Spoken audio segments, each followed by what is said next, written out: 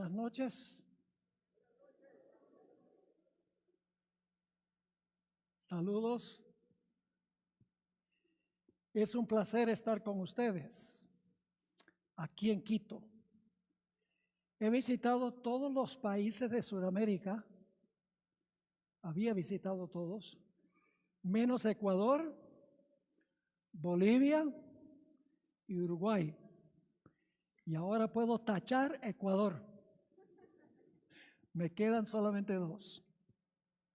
Me he dado cuenta que esta es una ciudad de altura, literalmente hablando. Siempre toca a uno acostumbrarse un poquito a la altura, más o menos 3,000 metros. Yo vivo a nivel del mar, pero me siento bien, me estoy adaptando. Quiero agradecerles por haber hecho acto de presencia esta noche. Quiero animarles que por favor hablen con otras personas para que vengan mañana. Los temas van a ser muy importantes. Algunos temas, algunos de ustedes los habrán escuchado. Le he agregado material, le he quitado, he reorganizado algunos, pero hay varios temas que son completamente nuevos, que no he predicado en ninguna parte.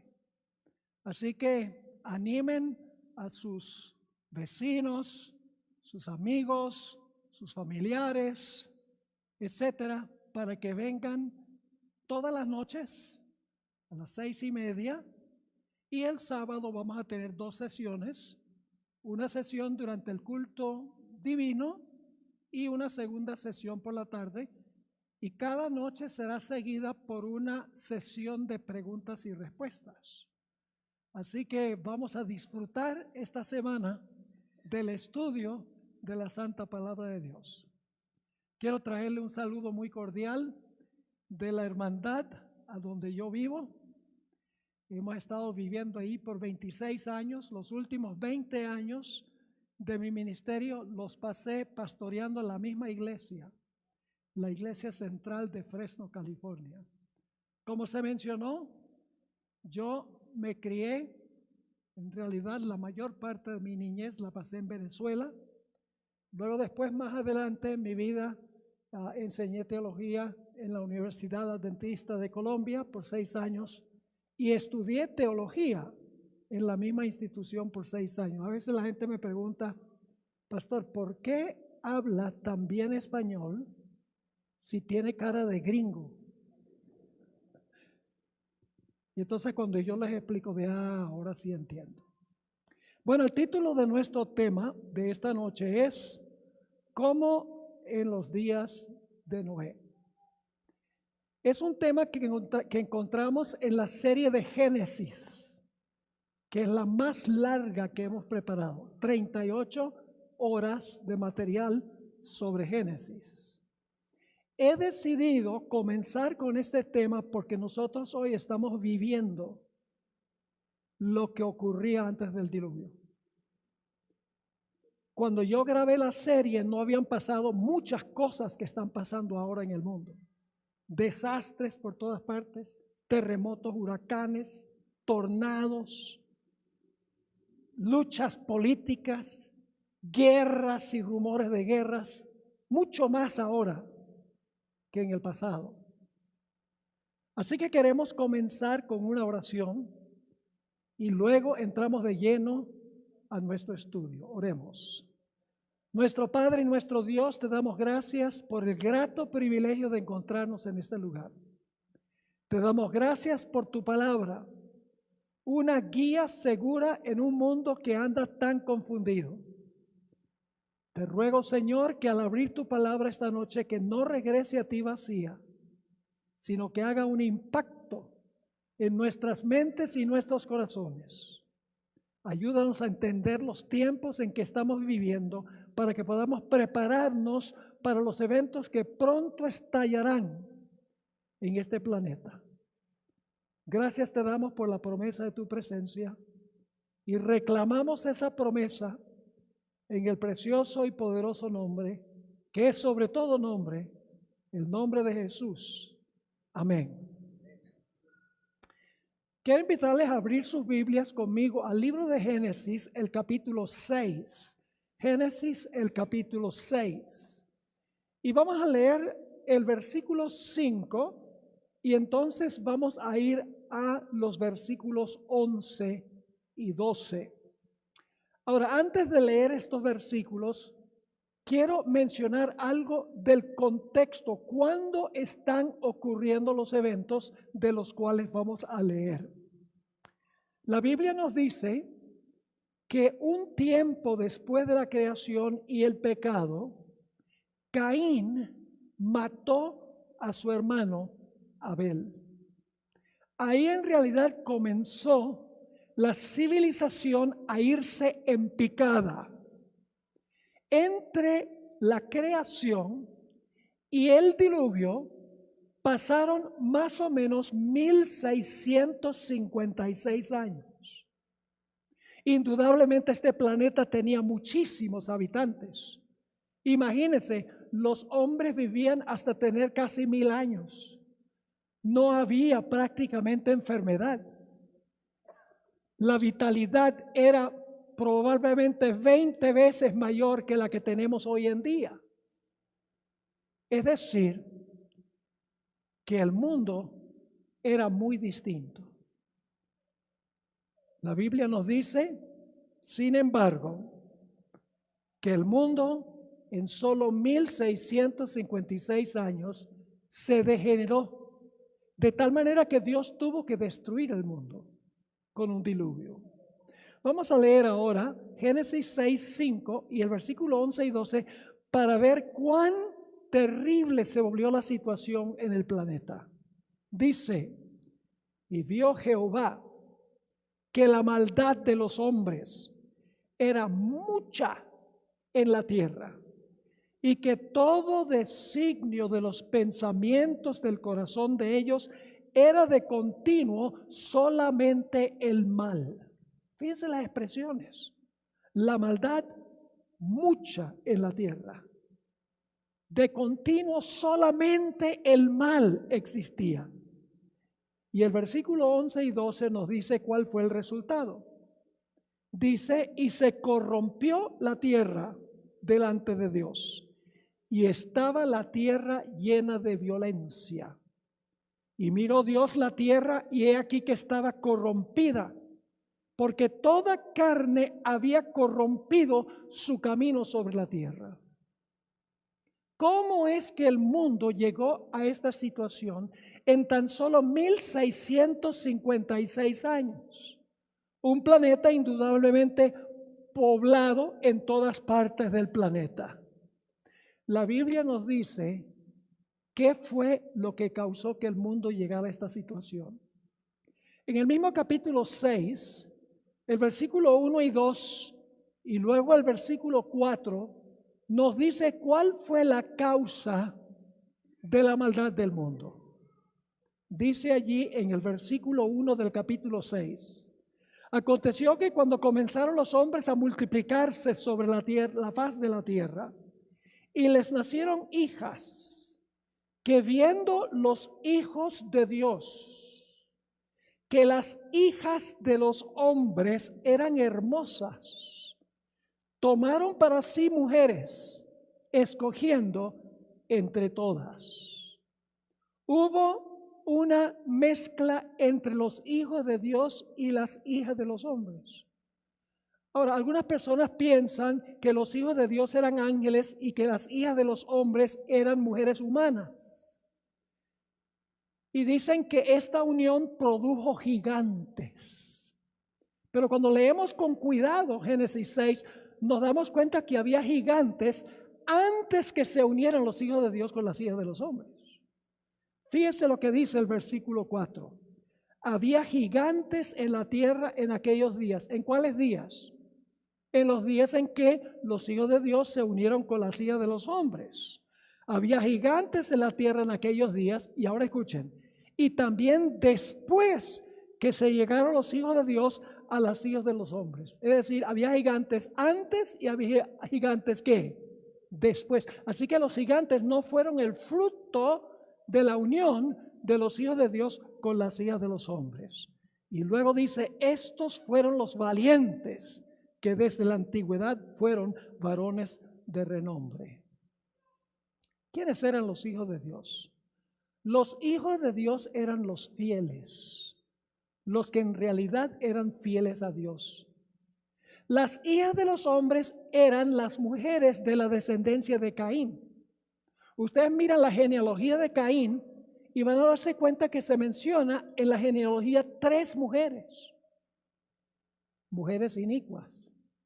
Es decir, los fieles de Dios se unieron con las mujeres mundanas, por así decirlo. Y fíjense que cuando se une un cristiano con un mundano, en la mayoría de los casos, el cristiano no convierte al mundano. El mundano convierte a la cristiana o al cristiano. Así que la tierra se corrompió, empezó a disminuir drásticamente el grupo de los que eran fieles a Dios. Y fíjense que inmediatamente después del versículo 4 viene el versículo que leímos. Versículo 4 dice, había gigantes en la tierra en aquellos días y también después que se llegaron los hijos de Dios a las hijas de los hombres, les engendraron hijos. Estos fueron los valientes que desde la antigüedad fueron varones de renombre. Y luego viene el versículo 5 que leímos. Y vio Jehová que la maldad de los hombres era mucha en la tierra y que todo designio de los pensamientos del corazón de ellos era de continuo solamente el mal. Yo pregunto, ¿de dónde vino todo ese mal? El versículo 4 dice, por causa de la unión de los hijos de Dios con las hijas de los hombres. Por eso es que el apóstol Pablo dijo, no os unáis en yugo desigual con los incrédulos. Y eso no se aplica solo al matrimonio. Eso se aplica a todas las dimensiones de la vida. Porque últimamente cuando un cristiano se une con una persona que no es cristiana, y no estoy hablando de matrimonio en este caso, el resultado es que el cristiano empieza a perder su fervor, empieza a perder su carácter sagrado y el mundo se corrompió. Dicho sea de paso, no pueden haber sido ángeles los hijos de Dios, porque el Señor Jesucristo dijo que los ángeles no se casan ni se dan en casamiento. Los ángeles no se casan. Los ángeles no procrean. Este es el único planeta del universo que tiene procreación. Porque el propósito de Dios era reemplazar las vacantes que dejaron Lucifer y sus ángeles cuando cayeron del cielo. Ese era el propósito de la procreación. Ahora, hay un pasaje en el Nuevo Testamento que describe más o menos cómo era el mundo antes del diluvio. Ahora, es un escrito del apóstol Pablo, donde describe la iniquidad que va a existir al final de la historia, inmediatamente antes de la segunda venida de Jesús. Es un pasaje largo, pero lo voy a leer y voy a recalcar algunos puntos muy importantes de este pasaje. Se trata de Romanos 1 y empezando en el versículo 16 y vamos a leer hasta el versículo 32. Nuevamente Romanos 1, 16 al 32. Lo que estamos leyendo aquí es la condición que existía antes del diluvio, porque el Señor Jesucristo dijo, vamos a encontrar, como fue en los días de Noé, así será también en la venida del Hijo del Hombre. Dice en Romanos 1:16, porque la ira de Dios se revela desde el cielo contra toda impiedad e injusticia de los hombres, que detienen con injusticia la verdad. Porque lo que de Dios se les conoce es manifiesto, pues Dios se lo manifestó. Porque las cosas invisibles de Él, es decir, las cosas invisibles de Dios, su eterno poder y deidad, se hacen claramente visibles desde la creación del mundo. Es decir, cuando se contempla la creación, se sabe que existe un Dios todopoderoso. Así que dice, porque las cosas invisibles de Él, su eterno poder y deidad, se hacen claramente visibles desde la creación del mundo, siendo entendidas por medio de ¿qué?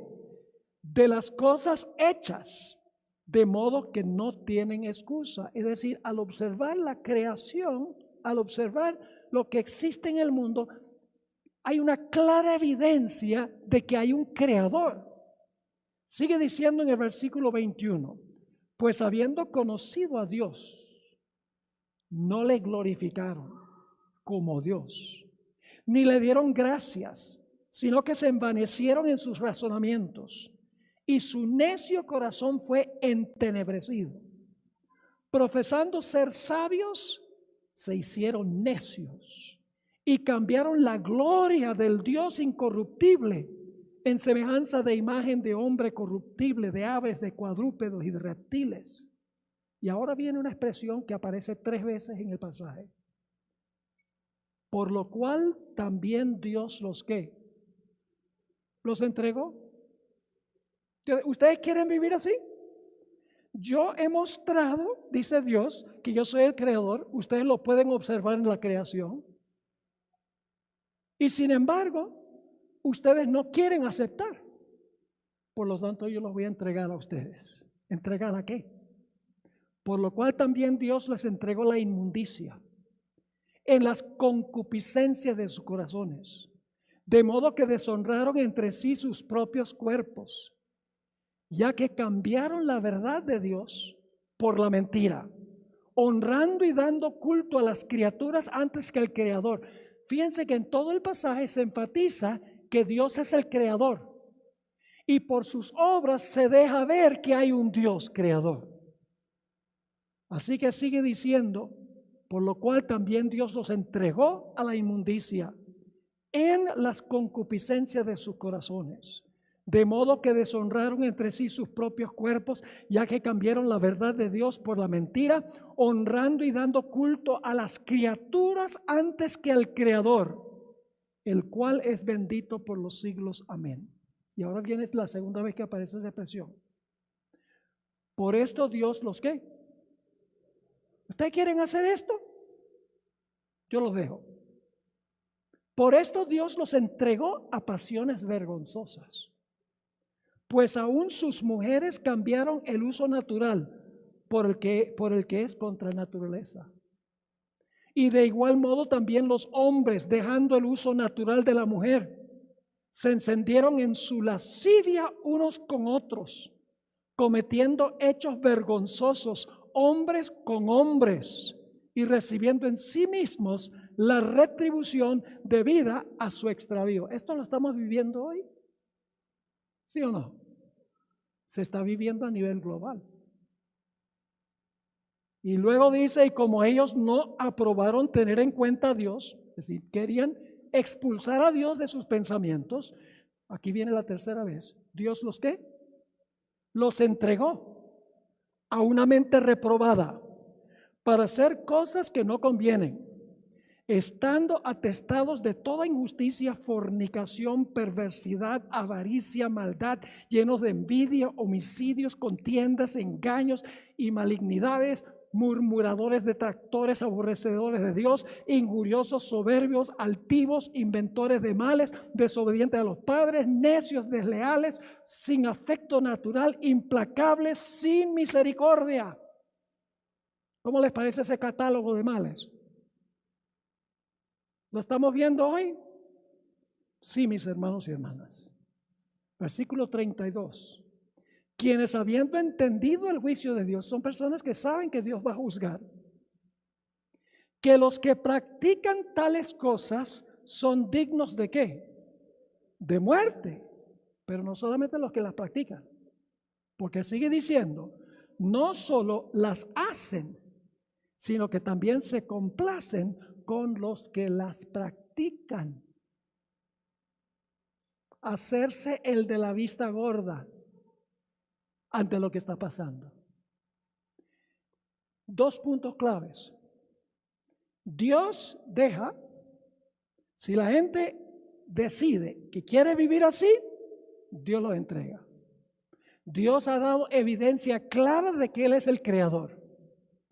Pero Dios le permite la opción a la gente para que ellos decidan si van a seguir las enseñanzas y las prácticas de Dios o no. Esta es una descripción que en el libro El Hogar Cristiano, la sierva del Señor dice que esta es la condición en la cual se encontrará el mundo poco antes de la segunda venida de Jesús. Y lo estamos presenciando hoy en día delante de nuestros propios ojos. Pero ahora quiero que noten algo muy interesante. Y es que Dios nunca destruye sin primero dar una advertencia.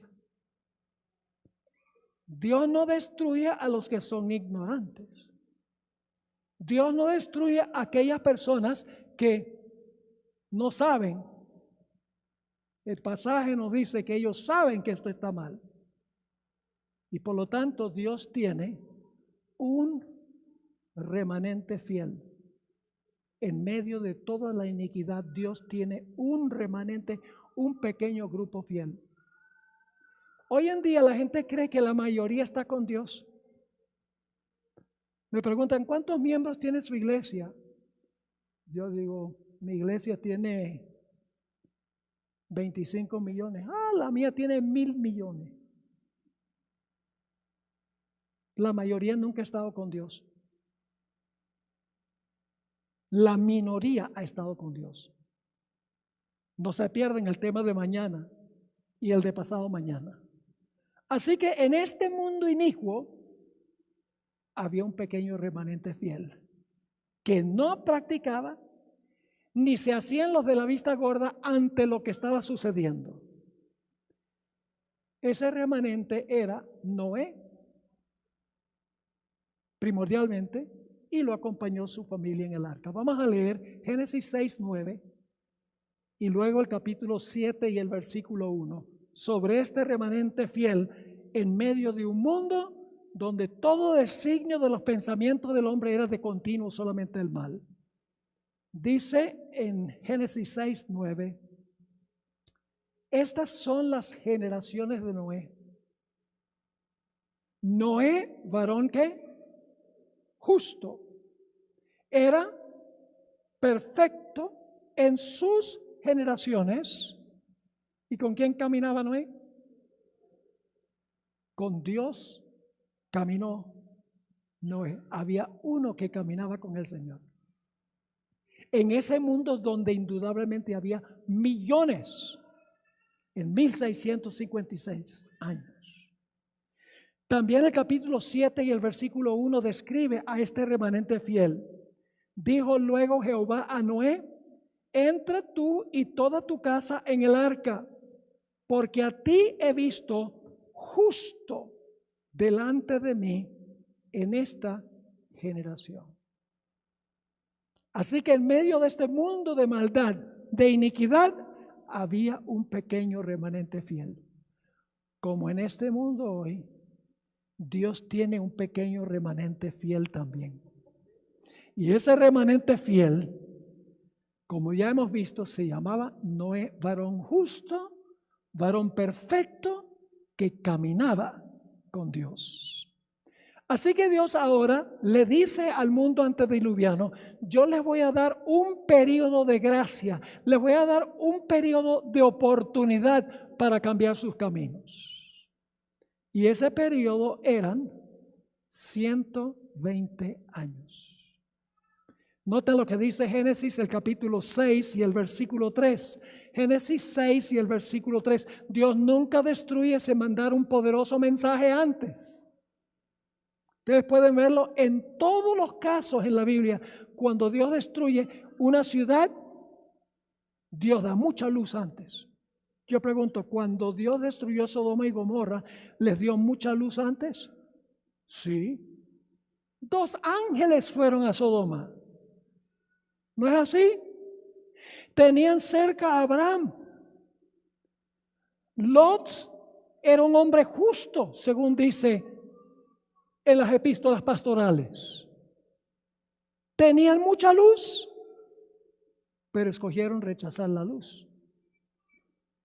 Así que Dios dice, ahora yo les voy a dar un periodo de gracia. Durante ese tiempo, ustedes tienen oportunidad de cambiar sus caminos. Dice en Génesis 6 y el versículo 3, y dijo Jehová, no contenderá mi espíritu, no contenderá mi espíritu con el hombre para siempre. Yo pregunto, ¿la paciencia de Dios tiene límites?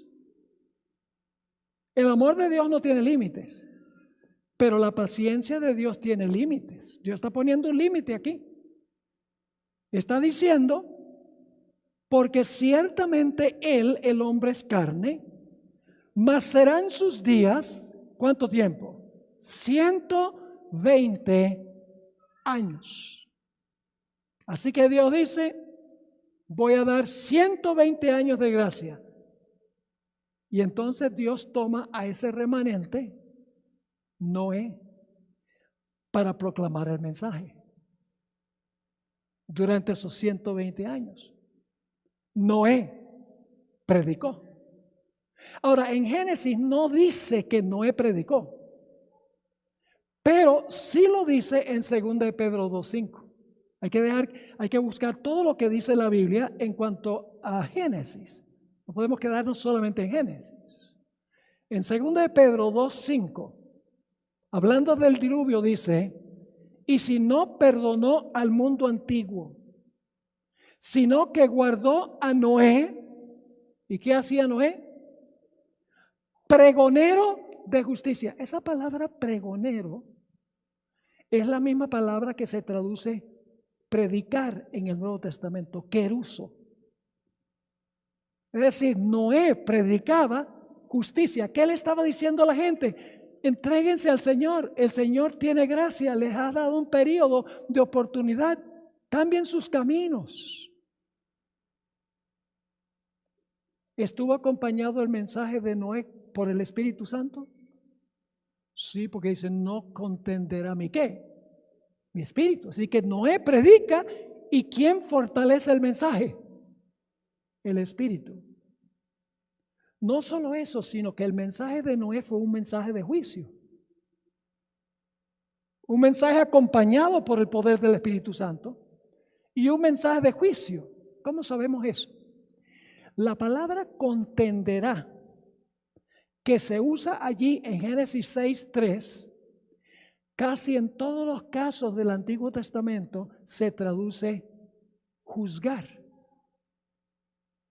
Yo pregunto, cuando terminó Noé de predicar, ¿cuántos grupos había? ¿Cuántos grupos había cuando terminó de predicar? 2. Los que estaban dentro del arca y los que estaban ¿qué? Fuera del arca. ¿Qué es un juicio? Un juicio divide a los justos de los injustos. ¿Dividió el mensaje de Noé a los justos de los injustos? Sí, fue un mensaje de juicio. Pero no solo eso, hermanos y hermanas. Noé no solamente predicó, sino que construyó. Dice en Hebreos 11:7, por la fe Noé, cuando fue advertido por Dios de cosas que aún no se veían, con temor preparó el arca, en que su casa se salvase, y por esa fe condenó al mundo y fue hecho heredero de la justicia que viene por la fe. ¿Cómo es que Noé condenó al mundo? Mis hermanos y hermanas, apreciadas visitas, antes del diluvio no había llovido. No había lluvia antes del diluvio.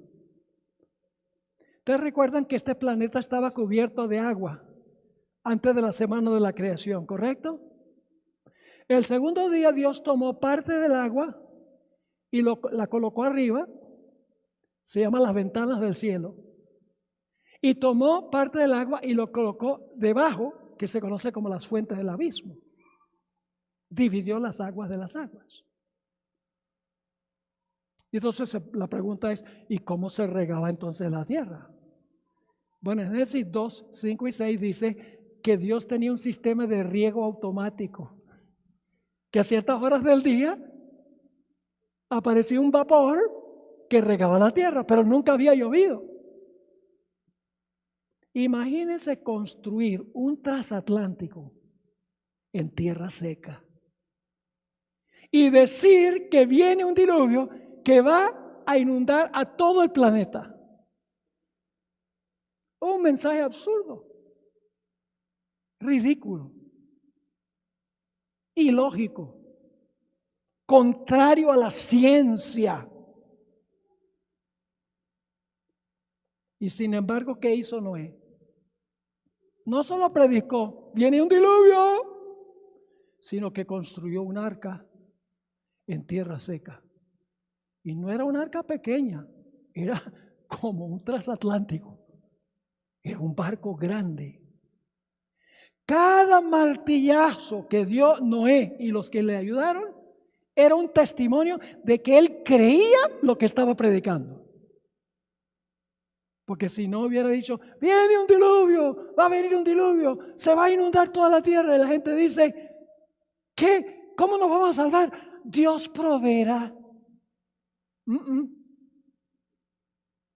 Noé demostró su fe por sus obras. Santiago dice que la fe sin obras es muerta. Es decir, la gente dice, ¿cómo se salva el hombre? ¿Se salva el hombre por obras? No. ¿Se salva el hombre por fe sola? No. ¿Se salva el hombre por fe más obras? No. El hombre es salvo por una fe que obra. Porque la fe que no obra no es verdadera fe. Noé, mientras construía el arca, predicaba que iba a venir un diluvio y lo trataron como si estuviera loco, como si le faltaran algunos tornillos. Pero Noé seguía construyendo el arca. Le dio el último martillazo al arca y entonces viene el siguiente evento. Se describe en Génesis 7 y el versículo 16. Génesis 7 y el versículo 16. ¿Han leído en cuanto a los animales que vinieron al arca? O sea, hay una versión de Hollywood de Noé. Y los hijos de Noé están con sogas por allá y están alando a los animales. ¡Ah, métete al arca! Pero la Biblia nos dice que los animales vinieron a Noé en el arca, de dos en dos. ¿Fue eso un testimonio de que lo que predicaba Noé era verdad? Los animales eran más inteligentes que la gente. Obedecieron los animales a Dios, pero no los seres humanos. Los seres humanos habían caído debajo del nivel de los animales. Tenía más conciencia los animales que ellos. Y ellos presenciaron eso. El mensaje de Noé, la construcción del arca, los animales viniendo de dos en dos, entrando en orden al arca. Y aún así, no quisieron reconocer a Dios, como el pasaje que leímos. Habían llegado al punto donde no creían que Dios ni siquiera era el creador. Habían caído en la idolatría. Y dice en el versículo 16 del capítulo 7, y los que vinieron, macho y hembra de toda carne, vinieron como le había mandado Dios. ¿Y luego qué pasó? Y se cerró la puerta. Yo pregunto, ¿podía alguno salvarse después de cerrarse la puerta? ¿Podía alguno perderse después de cerrarse la puerta? Cuando la puerta se cerró, todos los casos estaban decididos porque el juicio había terminado. La predicación del mensaje había terminado. Dios había dado el mensaje 120 años. ¿Vieron cómo entraron los animales? Veían la naturaleza, casi no se había corrompido. ¿De dónde vino toda la naturaleza hermosa? Todos los animales, Toda la creación, ¿de dónde vino? Tuvieron mucha luz, una gran oportunidad con la puerta de la gracia abierta y rechazaron y Dios los entregó. Y apenas se cerró la puerta, comenzó a llover. Gracias por decir que no. ¿Empezó a llover enseguida? No, no empezó a llover. ¿Cuántos días pasaron? Pasaron 7 y el octavo día, pasados 7 años, dice en Génesis. En Patriarcas y Profetas dice al octavo día. Se basa en lo que dice la Biblia. Dice, pasados 7 días, yo haré llover sobre la tierra. Es lo que dijo Dios. ¿Cómo creen ustedes que fueron esos 7 días para Noé y su familia?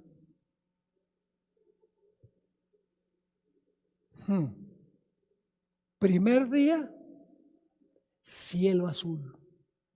Segundo día, cielo azul. Tercer día, ni vestigio de nubes. Cuarto día, como todos los demás. Quinto día, sexto día, séptimo día. ¿Cómo creen ustedes que se comportaron los impíos fuera del arca durante esos días? Aumentaron las burlas. Si hubieran podido tumbar la puerta del arca, tal vez lo hubieran hecho. Dile, ese loco está allá adentro con su familia y con todos esos animales. Imagínense, ¿cómo debe oler eso ahí? Pero el octavo día empezaron a aparecer objetos voladores no identificados, nubes. Empezaron a fulgurar los relámpagos. Empezaron a sonar los truenos. Y empezaron a caer gotas del cielo.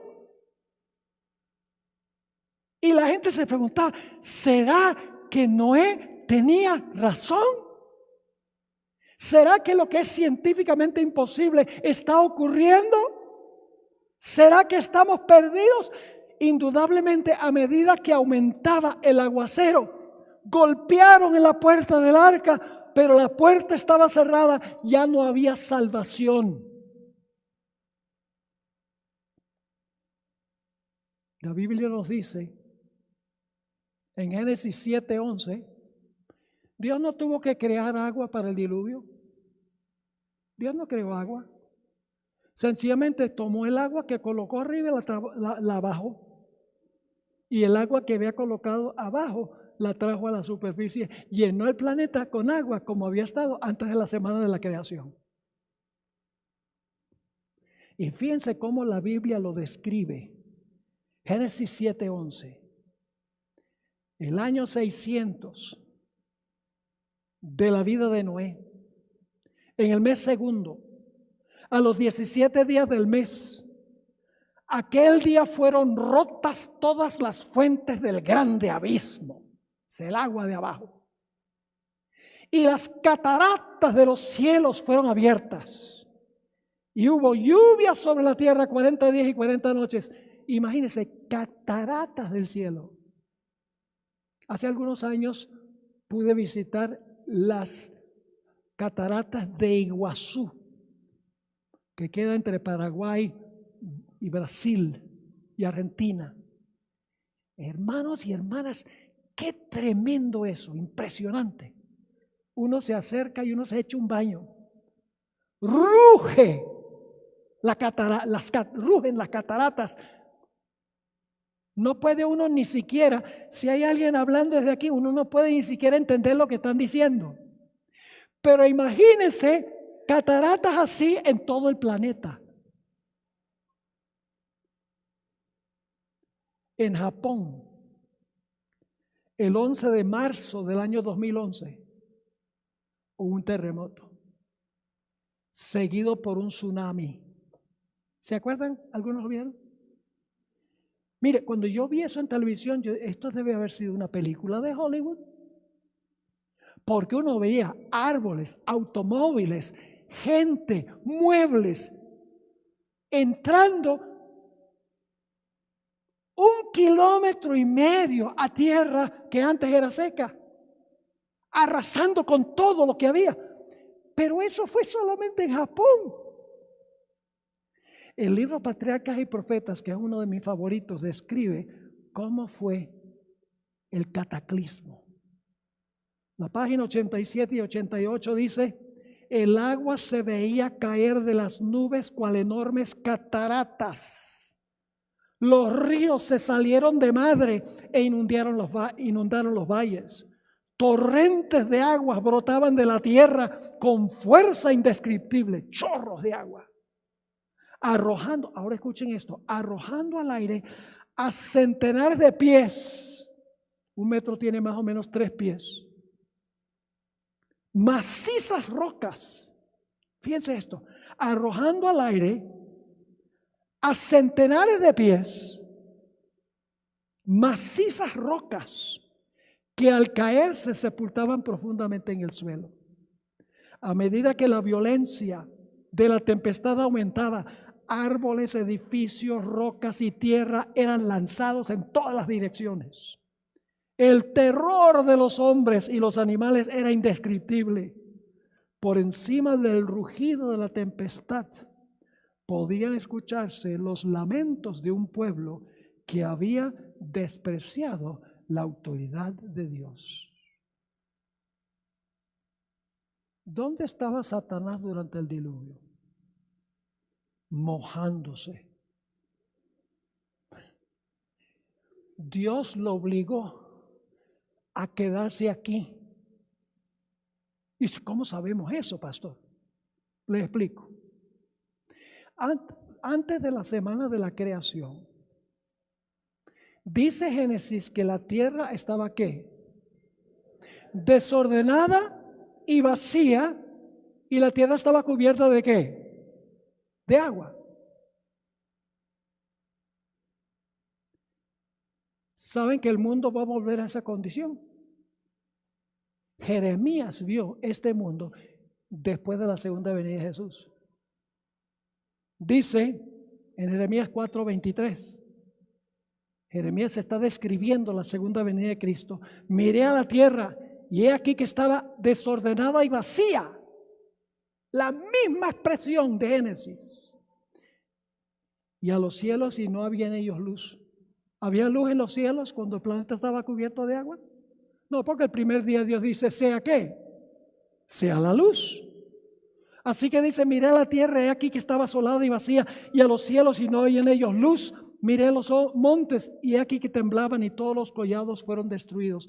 Ahora, ¿qué va a pasar con Satanás durante los 1000 años, cuando la tierra está desordenada y vacía, y vuelve a la condición en que se encontraba en Génesis? ¿A dónde va a estar el diablo? Aquí. En prisión, dice Apocalipsis 20. Obligado a quedarse acá para ver toda la ruina que él ha causado. Entonces no es muy especulativo pensar que durante el diluvio Dios también lo obligó a quedarse aquí, diciéndole, mira lo que tú has causado, has hecho que el planeta vuelva a la condición en la cual se encontraba antes de la creación. Y dicho sea de paso, durante los 1000 años no habrá nadie vivo aquí sino Satanás y sus ángeles. ¿Está claro? Así que Satanás fue obligado a quedarse aquí. Ahora, el Señor Jesucristo se refirió al diluvio y dijo que se iba a repetir lo que ocurrió allá. Dicho sea de paso, ¿saben que en el idioma griego hay 3 palabras que se traducen diluvio? Una de las palabras es pótamos, de donde conseguimos la palabra potable, pótamos. Y de ahí viene la palabra hipopótamo. Hipo significa bajo, hipótamos agua. El hipopótamo nada debajo del agua. Esa es la palabra común. Por ejemplo, el hombre que construyó su casa sobre la peña, Y vino el diluvio y la casa no se cayó. Otro construyó su casa en la arena, vino el diluvio, vino el pótamos y no quedó nada de la casa. Pero hay una palabra en el Antiguo Testamento que se usa solo para el diluvio en los días de Noé. En hebreo hay 9 palabras que se traducen diluvio, pero una de ellas se usa solo para el diluvio en los días de Noé. La palabra Mabul. Y en el Nuevo Testamento también hay una palabra que se usa única y exclusivamente para el diluvio en los días de Noé. La palabra cataclismo. ¿Existe esa palabra en español? Cataclismo. Mejor, una catástrofe. El diluvio fue un diluvio fuera de un diluvio común y corriente. Ahora vamos a Mateo 24. Mateo 24, 37 al 39. Porque podríamos pensar, bueno, todo lo que hemos hablado es historia.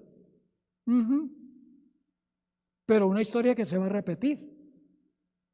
Dice ahí en Mateo 24, 37 lo siguiente. Está hablando aquí Jesús. Mas como en los días de Noé, así será la venida del Hijo del Hombre. ¿Cuáles son los dos eventos que está comparando Jesús? Como fue allá, así será. Entonces, ¿nos ayuda a entender lo que pasó allá? ¿Nos ayuda a entender lo que va a pasar? Sí. Y no lo digo yo, lo dice Jesús. Mas como en los días de Noé, así será la venida del Hijo del Hombre. Porque como en los días antes del diluvio, dice, como en los días antes del diluvio, estaban comiendo y bebiendo, casándose y dando en casamiento. Eso significa que estaban llevando la vida rutinaria, común y corriente. Y ahora quiero que noten que la palabra hasta se usa 2 veces. Aparece 2 veces y marca 2 puntos de tiempo. Así que dice, estaban comiendo y bebiendo, casándose y dando en casamiento hasta el día en que Noé entró en el arca. Es el primer punto de tiempo. Y luego dice, y no conocieron, ¿qué cosa? Hasta que vino el diluvio. ¿Y cuándo pasó eso? El primer hasta es cuando se cierra la puerta. El segundo hasta es cuando viene ¿qué? El diluvio. No entendieron, los que estaban afuera no entendieron hasta que vino el diluvio. ¿Qué fue lo que no entendieron hasta que vino el diluvio? Los que estaban afuera. Que estaban perdidos. ¿Cuándo supieron que estaban perdidos? Cuando comenzó a llover. ¿Sabían que estaban perdidos durante los 7 días? No.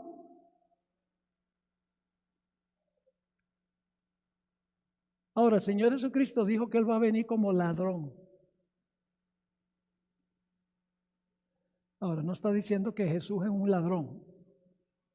Está comparado con la venida del ladrón porque la venida del ladrón es sorpresiva. No se espera. Solo en ese sentido se habla de la venida de Jesús como ladrón.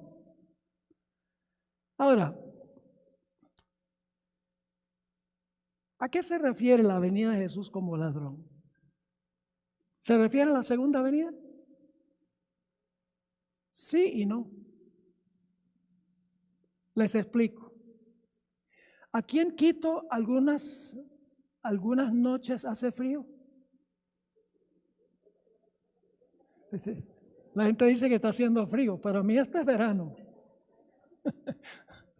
Porque donde yo vivo, a 1 hora está uno en las montañas con nieve y ha estado haciendo un frío tremendo allá donde yo vivo, que no es normal. Así que yo me imagino que aquí a veces hace frío.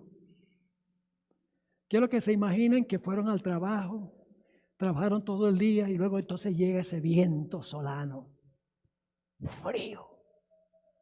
Y llegan a la casa y uy, qué frío está haciendo. Llegan y se sientan, se ponen una cobija. Claro, después de comer, ¿no? Ponen una cobija, se ponen a ver las noticias en la televisión, empiezan a cabecear y dicen, me voy a acostar. Y van y se acuestan. Y cuando están debajo de las cobijas ahí comoditos en la cama, se me olvidó trancar la puerta. Ay, esto está tan calientico y sabroso. Llevo 20 años viviendo aquí y nunca ha venido el ladrón. Y esa noche, cuando todos están durmiendo, llega el ladrón. Y los que están adentro no saben que vino el ladrón. Están inconscientes de que vino el ladrón. ¿Cuándo descubren que vino el ladrón? Cuando se despierta por la mañana, pero ya es demasiado tarde.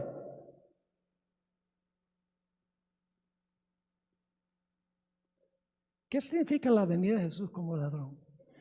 Significa que la puerta de la gracia se va a cerrar y la mayoría de la gente en el mundo va a estar inconsciente de que la puerta se cerró. ¿Cuándo van a descubrir que la puerta se cerró y están perdidos? Cuando vean a Cristo viniendo en las nubes del cielo, pero ya es demasiado tarde. ¿Están entendiendo? La venida del ladrón. Y fíjense que Dios siempre primero cierra la puerta y después viene la destrucción. Ustedes pueden ver varios casos en la Biblia donde Dios primero cierra la puerta, pasa un tiempo y luego entonces viene la destrucción. Por ejemplo, la puerta de la gracia se cerró para la nación judía en el año 34, al concluir las 70 semanas, pero la destrucción no vino sino hasta el año 70. En la Babilonia del Antiguo Testamento, cuando Belsasar estaba haciendo su banquete, primero Dios anunció, ha sido pesado en la balanza, ha sido hallado falto. Tu reino es dado a los persas y a los medos, pero todavía no le había pasado el reino a ellos, todavía no había muerto Belsasar. Después de un tiempo, esa noche, murió Belsasar y los medos y persas tomaron el reino, pero Dios lo anunció antes. Se cerró la puerta antes. Podríamos decir Sodoma y Gomorra. Dios anunció a Sodoma y Gomorra. ¿Hubo una puerta cerrada en Sodoma y Gomorra antes de la destrucción? Sí. ¿Te recuerdan que una noche todos los varones de la ciudad, incluyendo jóvenes y viejos, se reunieron alrededor de la casa de Lot porque habían visto que los dos ángeles habían llegado a su casa? Y Lot era hospitalario. Y todos los hombres le dijeron a Lot: sácanos a esos hombres que queremos conocerlos. No conocerlos así como yo los conozco a ustedes. Adán conoció a su mujer y ella concibió un hijo. Los depravados de Sodoma querían tener relaciones sexuales con los ángeles, hombres con hombres. Y dice que hacían violencia a Lot. Y los ángeles tomaron a Lot y lo metieron a la casa. ¿Y qué hicieron? Cerraron la puerta. Cuando la puerta se cerró la puerta de la gracia para Sodoma y las ciudades de la llanura. La mayoría de los cristianos creen que ellos pueden esperar hasta que Cristo venga en las nubes y dice: yo soy tuyo. No. La puerta se va a cerrar primero y después viene un tiempo de angustia como tuvo Noé y su familia en el arca. Y los impíos se van a volver más altaneros de día en día contra los fieles de Dios. Por eso nosotros tenemos que encomendarnos al Señor. Tenemos que tener una relación estrecha, íntima con el Señor Jesús. que nada ni nadie sacuda nuestra fe y nuestra confianza en Él. Ahora quiero darle un par de ejemplos ya para concluir. ¿Será posible que la puerta de la gracia, cuando se cierre, va a tomar a la mayoría del mundo por sorpresa? Yo pregunto, ¿el cierre de la puerta fue una sorpresa para los antediluvianos? Claro, ellos no sabían que estaban perdidos. ¿Cuándo se dieron cuenta que estaban perdidos? Cuando comenzó a llover. La puerta de la gracia se va a cerrar para el mundo antes que Jesús venga. Pero cuando Jesús venga, los que no se prepararon se van a dar cuenta que están perdidos. El miércoles 13 de noviembre de 1985, la ciudad de Armero, en Colombia, quedó completamente sepultada por una avalancha de barro cuando estalló el volcán Nevado del Ruiz. Los habitantes de la ciudad estaban confiados que si había una erupción del volcán, el barro iba a seguir el cauce del río que fluía al occidente de la ciudad, pero no contaban con que una gigantesca roca iba a caer en el cauce del río y desviar el barro a la ciudad de Armero. En una sola noche perecieron 22,000 personas. La pregunta clave es, ¿no podría haberse salvado toda esa gente? ¿Acaso no había señales de que algo iba a ocurrir? La respuesta es sí. ¿Por qué fueron tomados por sorpresa? El día después del desastre, yo estaba volando a Colombia para predicar en un lugar y el piloto dijo, voy a bajar el avión para que puedan ver lo que era Armero, y lo único que uno veía era techos de zinc brillando en el sol, completamente sepultado. El siguiente día apareció en el periódico El Espectador, uno de los periódicos principales de Colombia, un artículo escrito por Rodolfo Rodríguez Calderón. El título del artículo era Un desastre anunciado.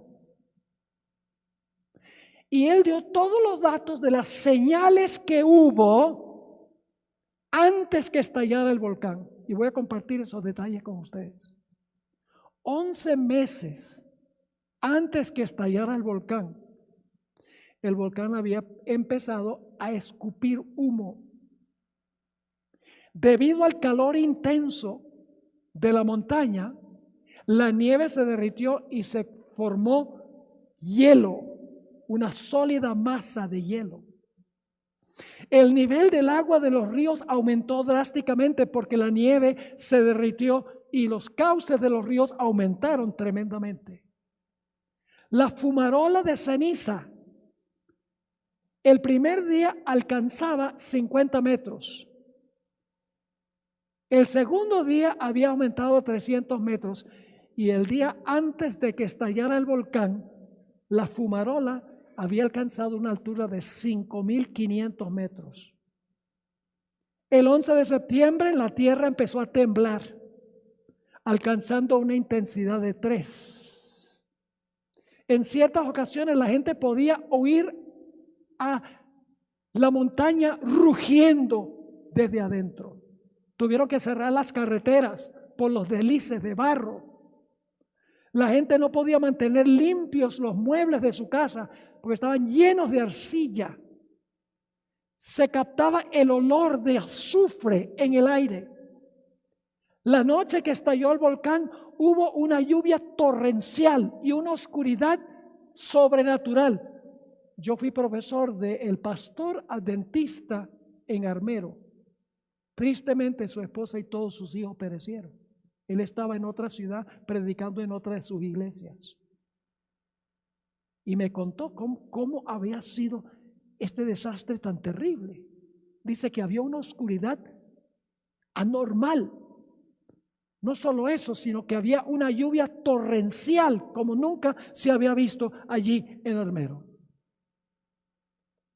Y sin embargo, a pesar de todas las señales, 22,000 personas quedaron en la ciudad y perecieron.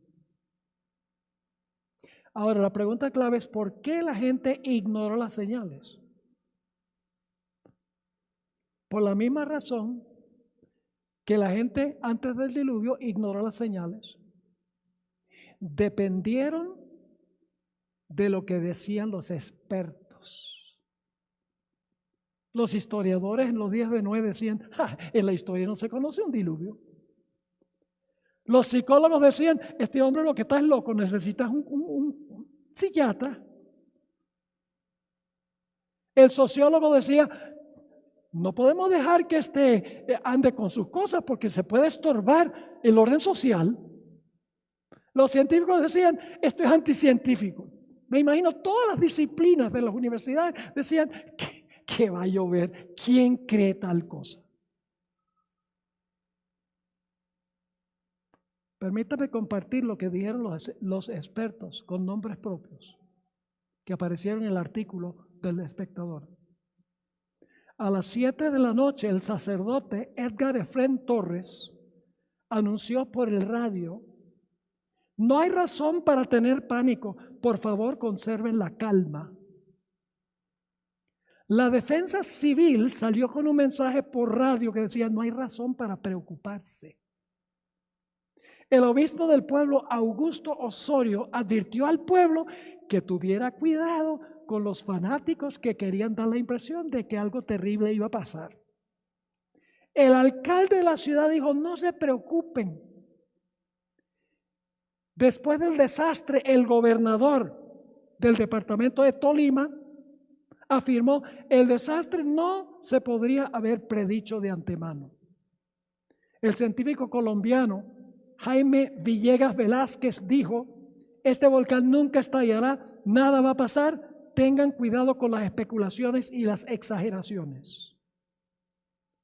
El secretario de Minas, Iván Duque Escobar, dijo: nada pasará. Aún el geólogo de Estados Unidos, Darrell Hurd, había dicho: es muy improbable que la ciudad pueda ser sepultada por rocas, lava o barro. Y el Comité Regional de Emergencias impartió un mensaje por radio: no esperen que las ventanas se quiebren, no esperen oscuridad, ni lava corriendo cuesta abajo, no esperen una gran cantidad de ceniza, entre otras cosas. En vez de hacerle caso a las señales, le hicieron caso a los expertos. ¿Hay peligro de que ocurra lo mismo hoy? Porque las disciplinas en las universidades de hoy son básicamente ateas. Están enseñando es la teoría de la evolución.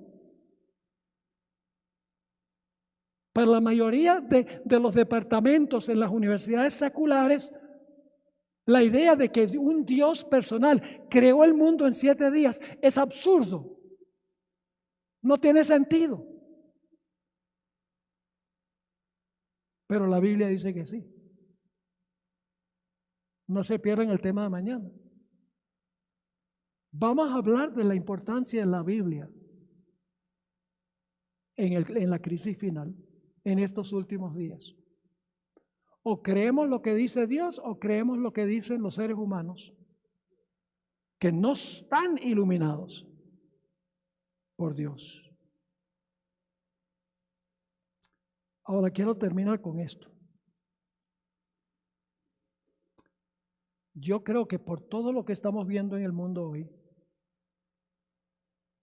la puerta de la gracia está muy próxima a cerrarse. Para el mundo, como en los días de Noé. Pero escuchen lo que voy a decir. Hay 2 cierres de la gracia. El primer cierre de la gracia es individual. El segundo cierre de la gracia es global. Hemos hablado esta noche del global.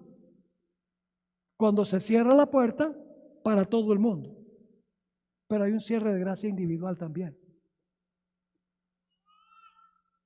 Cuando una persona se muere, la puerta de la gracia se cerró.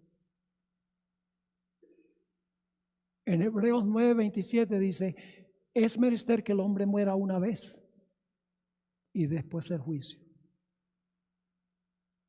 La gente dice, yo algún día me voy a entregar al Señor. Hay tiempo. Puedo esperar. Pero si llegásemos a morir esta noche fuera de Jesús, sería algo muy serio, porque nuestro caso queda decidido para siempre. La Biblia nos dice que los muertos en Cristo resucitarán primero. Lo crucial es estar en Cristo, recibirle como Salvador y como Señor en la vida, creer en su palabra, tal cual está escrita, por más absurda que parezca ante los seres humanos. Tener una relación estrecha, íntima con Jesús. A veces la gente me pregunta, porque yo viajo mucho en avión, he viajado más de 7 millones de kilómetros desde 1991. Y no falta alguien que diga, pastor, ¿usted no le da miedo viajar en avión? Y yo le digo, no. ¿Por qué? Porque se puede caer. Sí. ¿Y qué tiene eso? Se muere.